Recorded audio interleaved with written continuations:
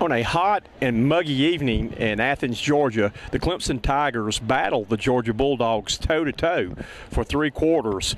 But when it was all said and done, the Bulldogs were able to wear Clemson down in the 4th quarter and pull away for a 45-21 victory. The Tigers jumped out first on the scoreboard by taking an opening kickoff and taking it right down the field and scoring. And Georgia was able to come back and answer it and tie it up. Clemson took a 14-7 lead. But Georgia was able to answer with that on a 100-yard kickoff return by Todd Gurley. Clemson again took the lead at 21-14 before Georgia fought back to tie the score at the half at 21-all. Georgia got the ball first to start the second half and was able to drive the ball down and did get a field goal in the 3rd quarter to take a 24-21 lead, and that's where the game stood till about 9 minutes to go in the game when, again, the Georgia Bulldogs running game kept pounding and pounding, and a tired Clemson defense got worn down and gave up 3 touchdowns in the 4th quarter for the final deficit in the game. Todd Gurley, the Heisman Trophy candidate, did not disappoint in his probable last season. This is a junior tonight, had 15 carries for 198 yards, also had an electric 106-yard kickoff return, but in the college rule book, you only get 100 yards on a kickoff regardless where you catch it in the end zone, though. But a record-setting evening for Gurley as he tallied 4 touchdowns. Also with a big game tonight, Nick Chubb had 4 carries for 70 yards and a big touchdown run, but Georgia was able to put up 22 first downs, rush 41 times for 328 yards, and was able to have 67 plays for 459 yards tonight. While the Clemson Tigers put up 21 points in their season's opener, they had 102 yards rushing and 189-yard passing. The Tigers really missed having that big feature back that they've had in the previous years, as their leading rusher tonight was C.J. Davidson with 13 carries for 66 yards.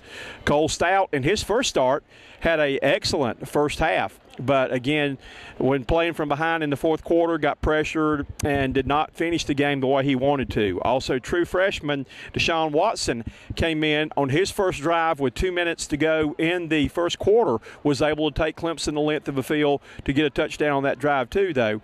But again, Coach Dabo Swinney said they're going to bring him along slowly. That he did have some good spots tonight, though. Built some confidence in the game, though. But Coach Swinney also mentioned this is the first time since he's been head coach at Clemson that he's ever started the season off with a loss at 0-1. He said all of their goals are still obtainable.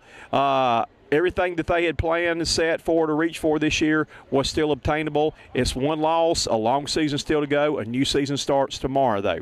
But again, hot, muggy evening tonight. The Clemson Tigers battle toe-to-toe again with the Georgia Bulldogs here between the hedges in a hot rival game. But again, we're on the short end of the stick as Georgia now takes a 1-0 record. They're off next week before traveling for week 3, which is their 2nd game. They go on to take on the Gamecocks in Williams-Brice Stadium.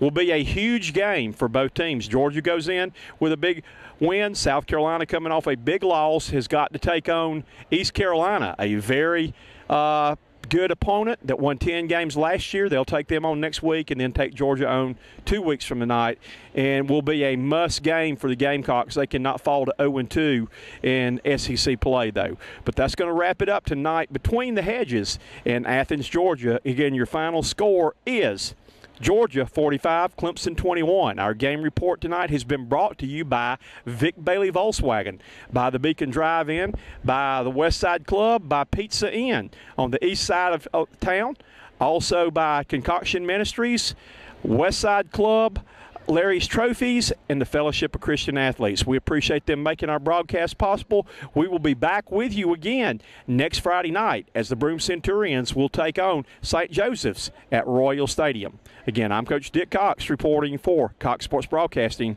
Have a good Labor Day weekend, a safe weekend, and we'll see you next Friday night. Good night, everybody.